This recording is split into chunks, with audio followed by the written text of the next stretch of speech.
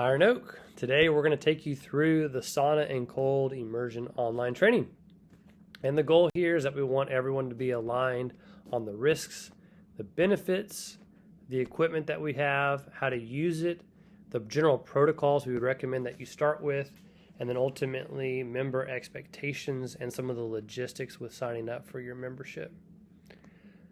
Most important today, though, I want you guys to really think about your individual health, your pre-existing conditions, and getting physician approval. Sauna and cold immersion have great benefits, but there are risks, and we want to make sure that we're thinking about where you are. If you have any of these existing conditions specifically, we want to make sure that we're talking to your physician and getting approval for whether or not hot, cold are good fits. Maybe one or the other, or maybe both, or maybe neither are the right fit for you. So make sure that you're thinking about talking to your physician about adding these to your protocols. Specifically, heart conditions, low and high blood pressure, the cold and the heat are stressors on the heart. So we want to be thinking about how that has implications for those individuals. If you are pregnant, we're thinking about core body temperature and the regulation of that. We want to make sure that you and your little one are safe, so we're going to say avoid the sauna or the cold immersion if you are pregnant. If you have a weakened immune system, again, we're adding stress via heat and cold, and so that might not be the best fit if we already have a compromised immune system. If we have any open wounds, we want to make sure that those are healed prior to getting back into the sauna or into the water immersion. And then finally, kind of age considerations, and I think this is kind of thinking through the individual process again. Everyone's ability to regulate temperature is different, and as we age, there are times in our life that we'll be able to regulate temperature better, but as we get older, we might want to reduce that time and maybe that temperature. So just kind of be thinking about where you are in your journey as well as your age. Ultimately, safety is the number one thing we're trying to drive here, right? We want this to be a positive change for your health and not something that's going to impact your health negatively. Talk to your doctor, get approval, and then again, start slow, adjust temperature and duration as you need to. Let's talk about the benefits of sauna. There are really three categories that I kind of lump them into. The first is general health. The second is around athletic performance and recovery. And the third is going to be kind of the detoxification.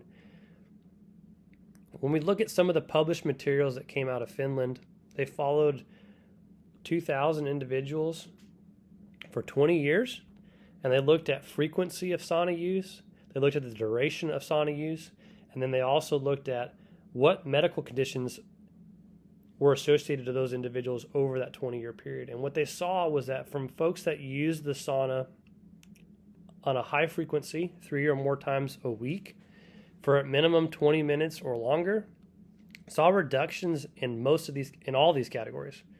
And the first category was what they called all death cause mortality. So that's a very big, broad category, but they saw a reduction in that category. And then they had some specific categories like cardiovascular health, Alzheimer and dementia, and all those saw significant reduction from individuals that used the sauna. So to me, all those are things we want to avoid, so this is a home run, right? So we have proven, documented, long published research from Finland that shows that. So to me, that's a great start for your general health benefits. When it comes to athletic performance, you're going to notice that by being in the heat, you're going to see improved recovery. You'll see that your joints are less stiff. You're going to have lower inflammation. There are certain hormones, growth hormones, that increase after you have 20 minutes or longer in high heat temperatures. Growth hormones will help the body recover. And then there's a lot of folks that talk about the benefits of sleep, or that their sleep improves.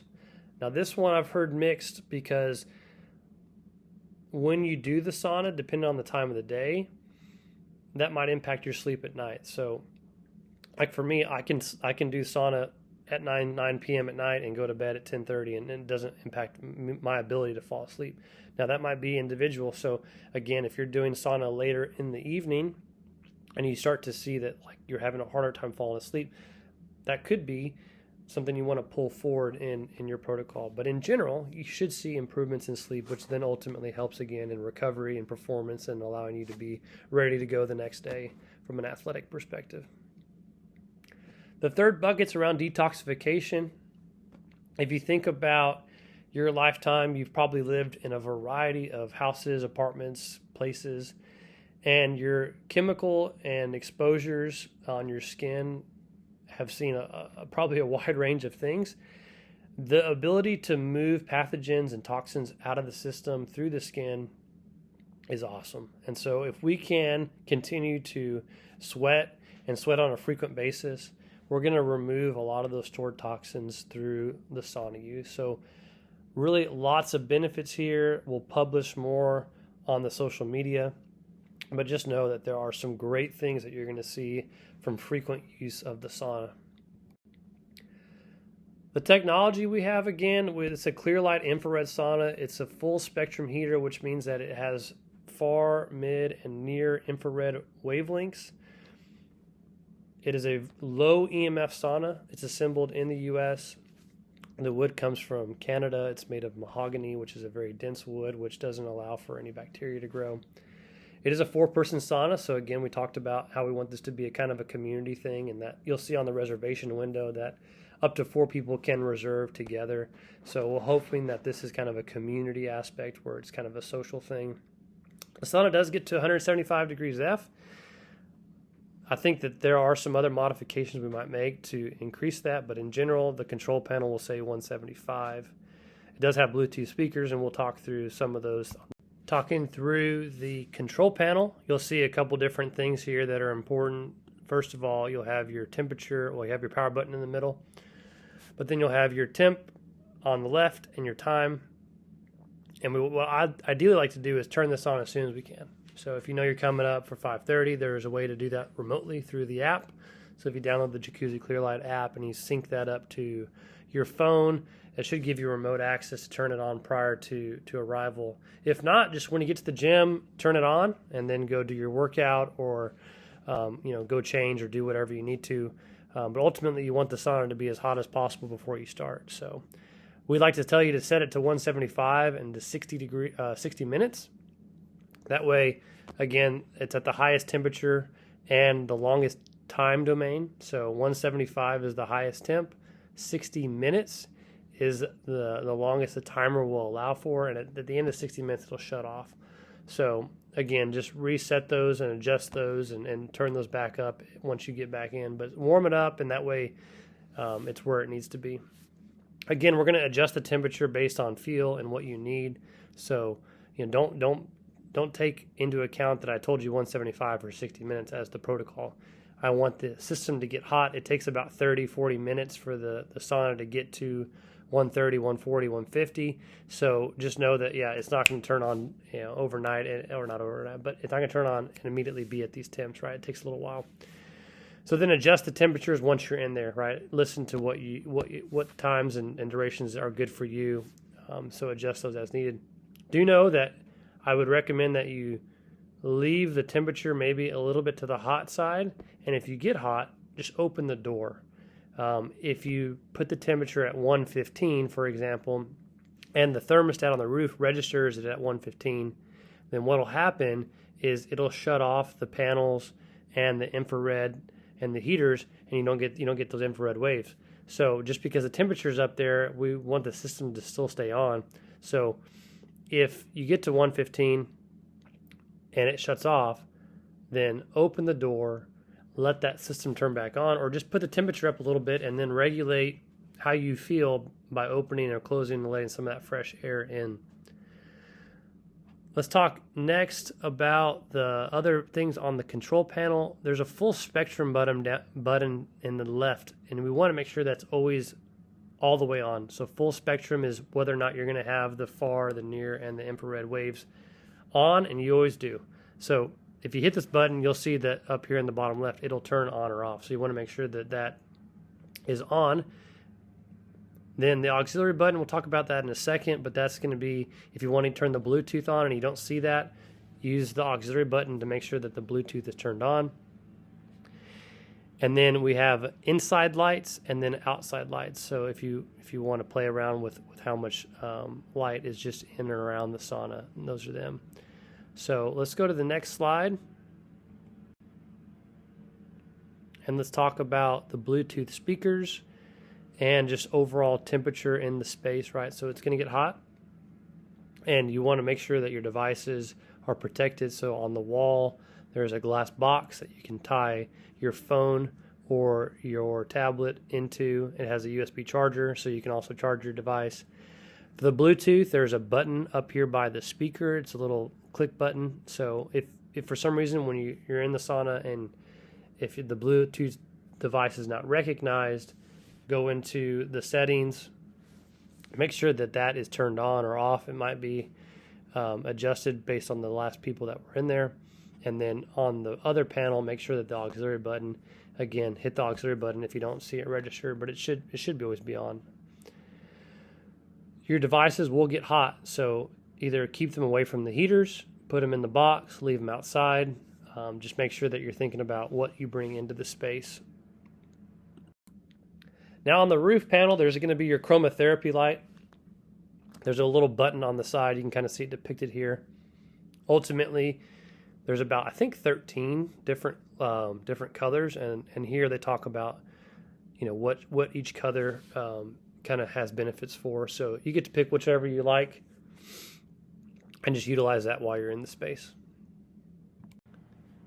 So for the towels, we want to make sure that we're utilizing one on the bench and then one on the floor so that we're absorbing as much of the sweat as possible. Would recommend that you guys every few minutes or so stand up, towel off, and then sit back down. That'll also help capture as much of the sweat. When you're finished, you're going to see that there's a cleaning product and then also a small washcloth. So we're asking you to spray the washcloth down with the cleaning product. It's the base of salt, vinegar. It's a natural product, no chemicals. But wipe down then the area that you used in the space, and that way it's really keeping it clean for the next folks that are coming in after you. When we're all done, we want to hang the towels on the drying rack, give those a few hours to really dry out, and then we'll put them into the hamper.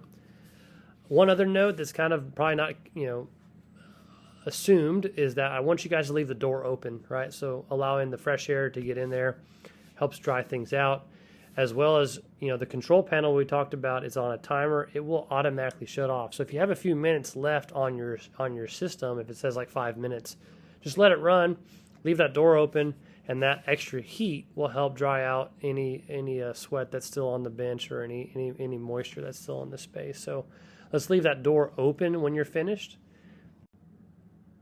The general rules for the space, we want to avoid any food or alcohol in the sauna, right? That's just straight out of the gate. We're not doing either one of those while utilizing the sauna. The second thing is we want to avoid any plastics, specifically plastic bottles. We all know that heat and plastic and the release of BPAs are not good, so we want to avoid having plastic bottles in the space and then drinking from those. So utilize a stainless steel or a glass cup, but just know that if you have your water cup close to the heaters, it's going to get hot, and so we want to make sure that you're just aware that you don't burn yourself. No shoes, right? So we want to take those shoes off before we get in. Your devices, your cell phones, they will get hot. So again, either put them in the box on the side panel, put them away from the heaters, or just leave them outside. Be careful with the heaters on the front side, right? So you'll see these two boxes on the front panels. They are two of the heaters, and they will get hot, right? So if you're moving around or if you're shuffling in and out, just make sure you don't bump into those because those will be very hot to touch. If you're sick, again, right, we already have maybe a compromised immune system in that, so we want to make sure that we're not adding more heat stress or cold stress. So our general rule is that if you're not feeling good, do not come in and sweat it out or utilize the space if you're not feeling good. We are asking that everyone utilize a rinse protocol, so hop in the shower if you can before you start the sauna or the cold plunge. That's kind of our best practice. And so if you can, let's do that every time before we start either of these. The final thing is just wear appropriate clothing. We want to make sure that, again, we're covered up. So utilizing a bathing suit, your exercise clothes from that session, or just something that's full coverage is what we're going for. There will be males, females, people coming in and out of the space. So we want to make sure that everyone feels comfortable and that we're covered up.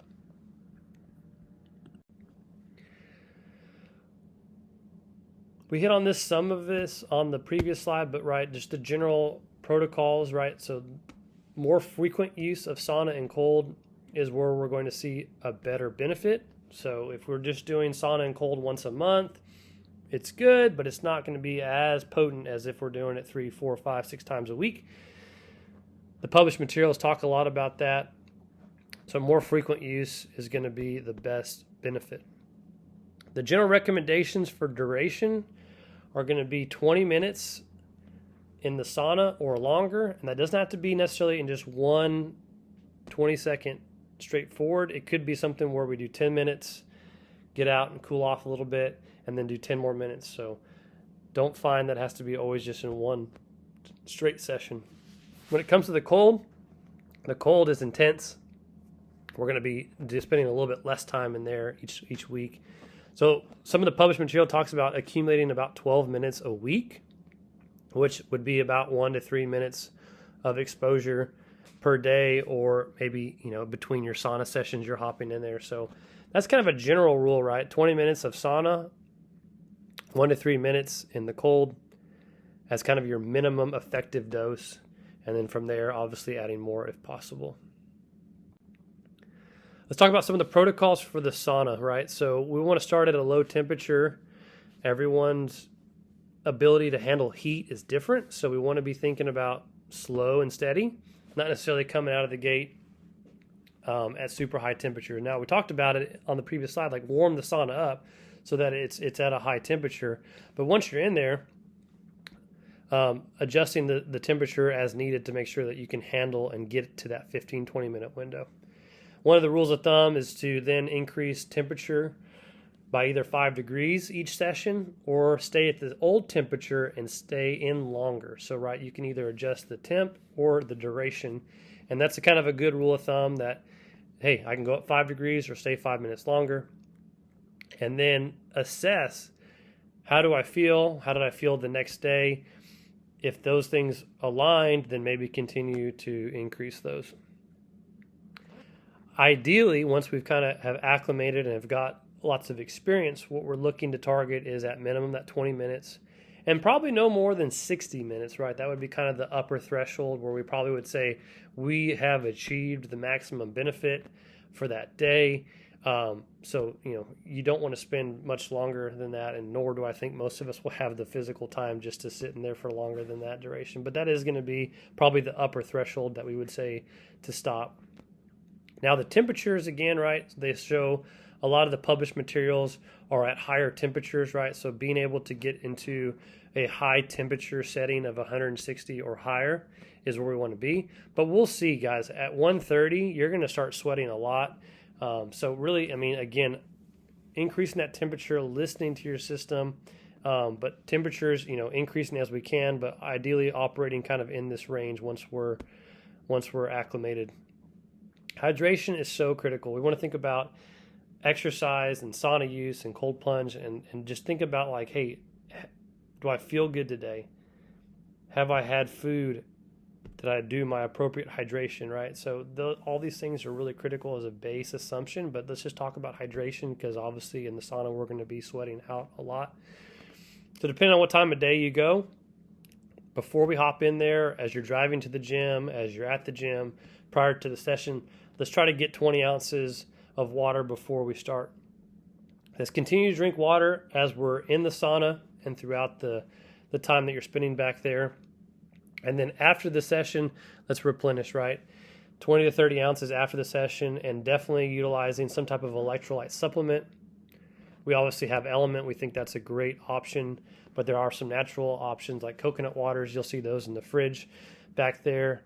And then some other supplements like potassium chloride will really help replenish your potassium and some of the salts that you need after the sauna. The general recommendation for water consumption is take your body weight, divide it by 1. That's the number of ounces that you'd like to consume. So if you're 200 pounds, 200 ounces of water on a daily basis. That's kind of the general protocol we'd like to see. But just hydrate, hydrate, hydrate.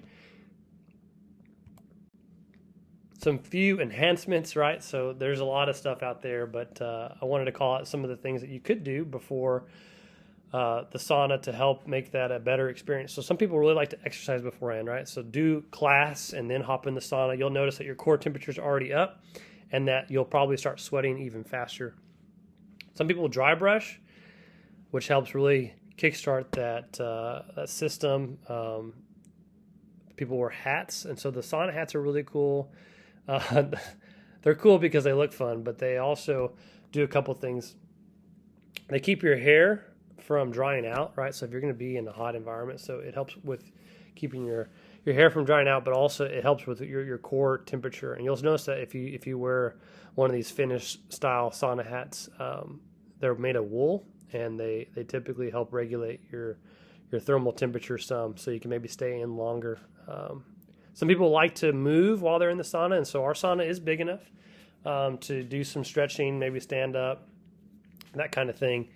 So that's another thing you could do while you're in the space. Some people love to do meditation or breath work. So again, all individual things that you can do while you're in the sauna, again, for 20, 30, 40 minutes, right? You got to kill some time. So think about what you want to do or maybe how you could enhance that time.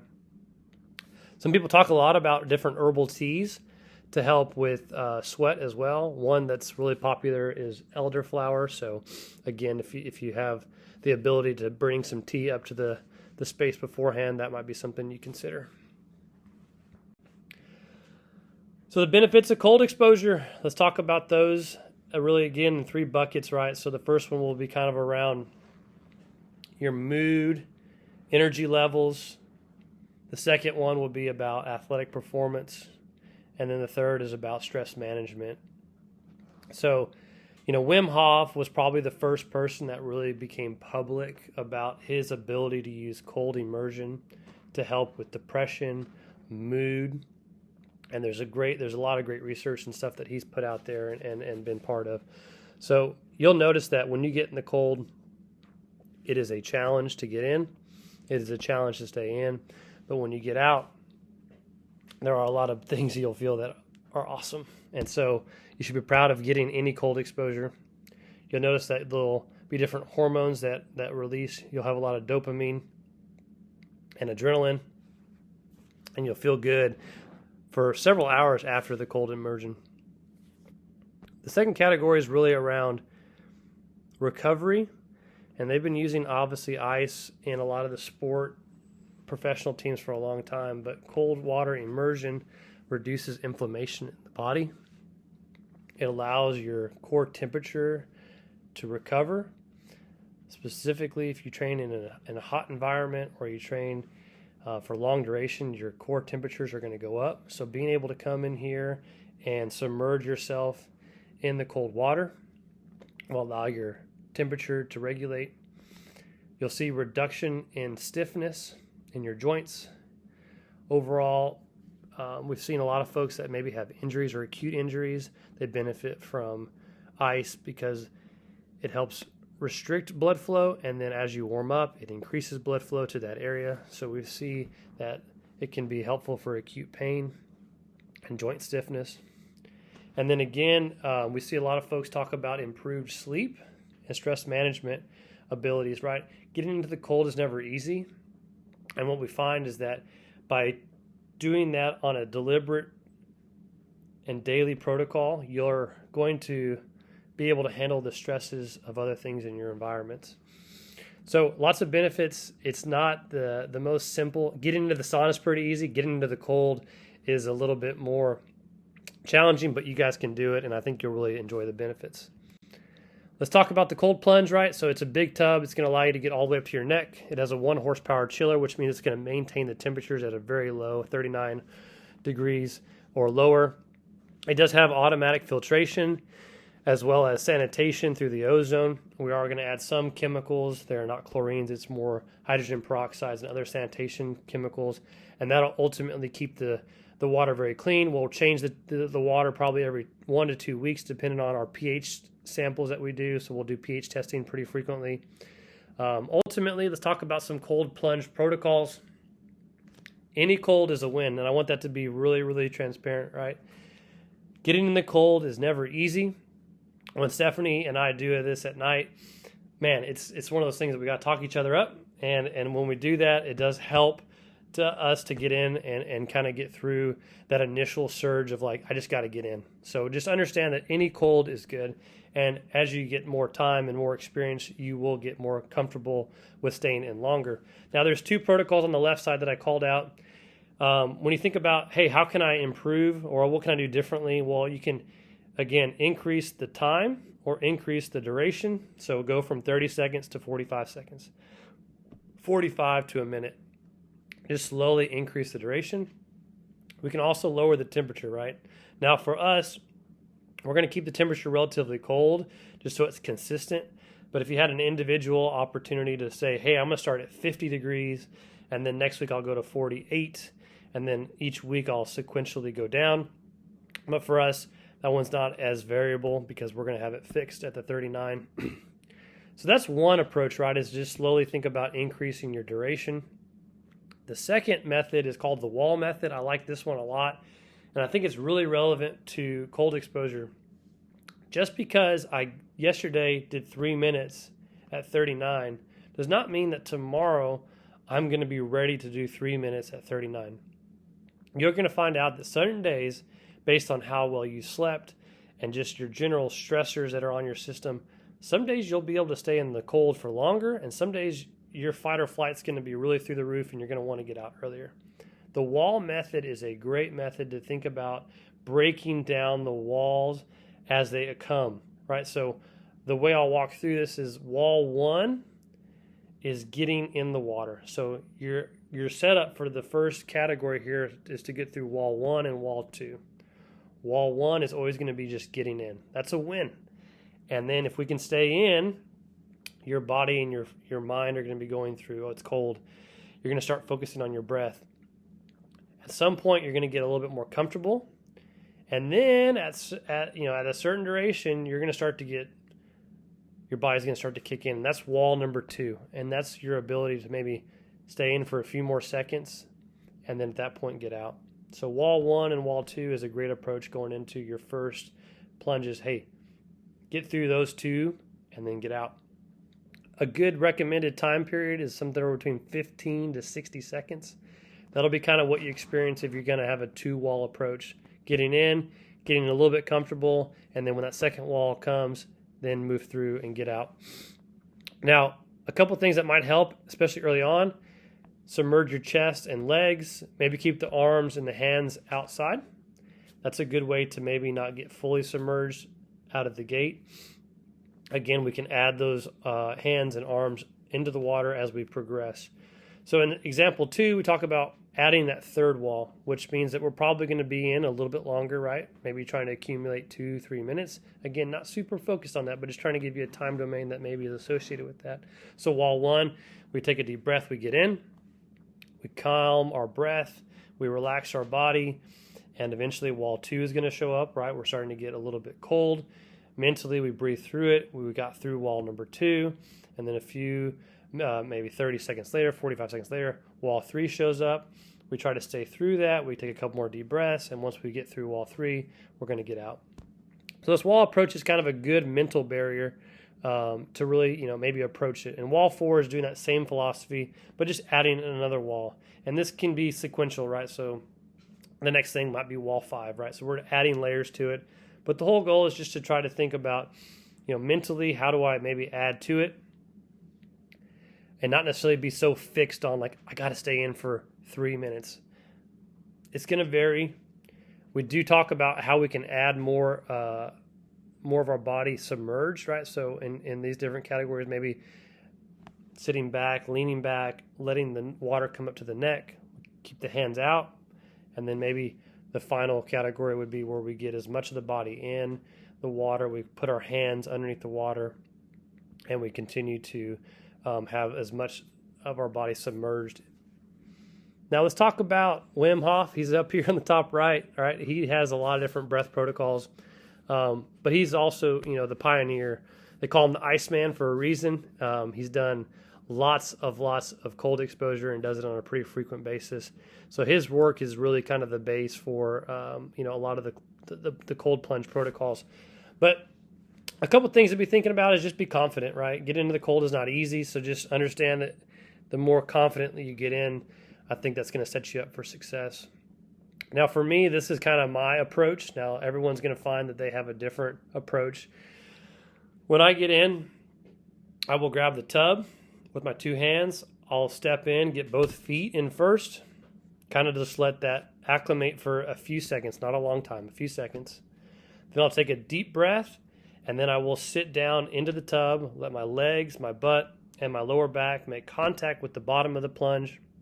Do not try to hold yourself up. Let your body relax. You can keep your hands on the rails or on the outside of the tub, but you really want to not be tense in the shoulders. So let your body relax to the bottom of the plunge. And you'll notice in the first 30 seconds, your heart rate's going to be up. You're going to be in this fight or flight mode. So this is where you need to think about your breath, right? And quick inhales and exhales will be kind of your way to slowly start catching and allowing that to regulate. And what you want to do here is, as you start to take these breaths, try to extend the tempo. So instead of it letting be maybe a 1-to-1, we'll start to add some 2 to 3 second inhales, 2 to 3 second exhales. And that's where we kind of want to settle in for the rest of the session, right? Is that we are working on longer inhales, longer exhales.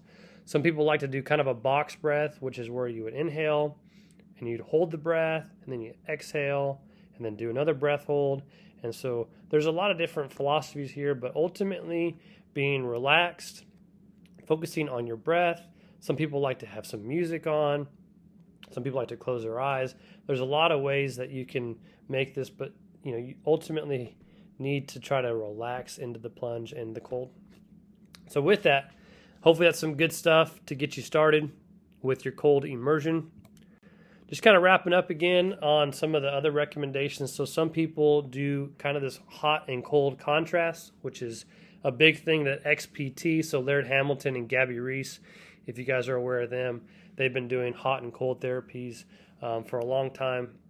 And so some of the protocols that they put out there is to start with cold, then do sauna, and then finish with cold.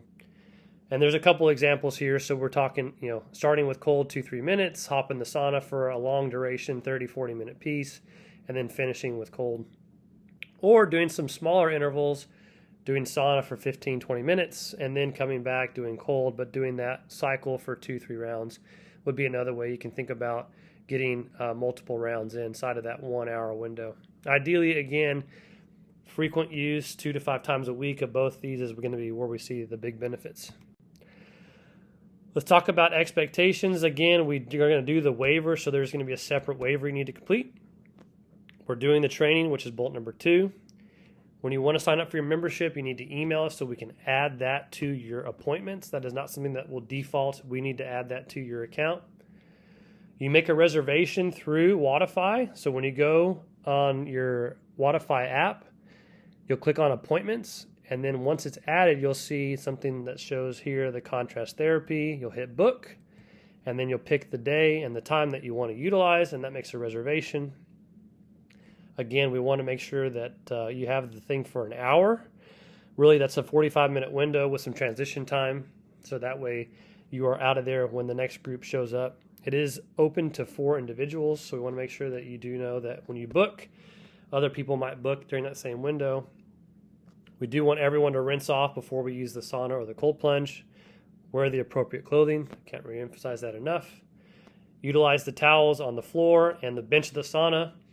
We want to dry up any standing water after the plunge, and then place the towels on a drying rack. We want to make sure that they dry before we put them back into the hamper. All the memberships are going to come with the 24/7 access through hybrid. If you don't have that already, follow this protocol, but you'll download the hybrid app in the App Store. You'll register Iron Oak as the home gym, as the admin will approve you.